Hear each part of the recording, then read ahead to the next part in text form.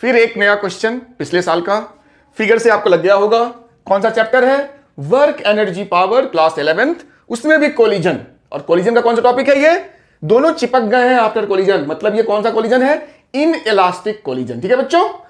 तो अब इन्होंने पूछा क्या और क्या क्या गिवन है। तो गिवन है कि तुम्हारे पास दो मास हैं, मास ए और मास बी। दोनों का सेम मास है m और m। मास ए जो है उसकी वेलोसिटी इनिशियल v1 है और मास 2 जो है वो रेस्ट पे है, नॉट मूविंग।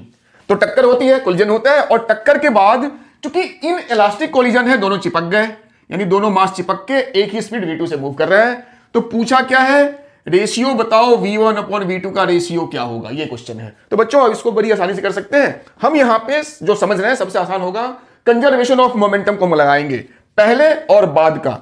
तो पहला हो गया m1, तो m लिखेंगे, v1 तो v1 प्लस m2 तो m ही लिखेंगे, और v इसका 0 है चूंकि रेस्ट पे है, इक्वल्स टू ये दोनों तो मिल गए, तो ये हो गया मेरा m प्लस m 2m, और इसकी वेलोसिटी क्या हो गई? v2। ठीक है बच्चों। तो देखो ये m और ये m कट हो जाएगा, इतना तो आप कर सकते हो। यहां बचा v1 इक्वल्स टू 2v2, तो v1 अपॉन v2 बच्चों आपका हो गया 2। तो कह सकते हैं कि v1 अपॉन v2 को आप लिख सकते हो 2:1 या 2:1।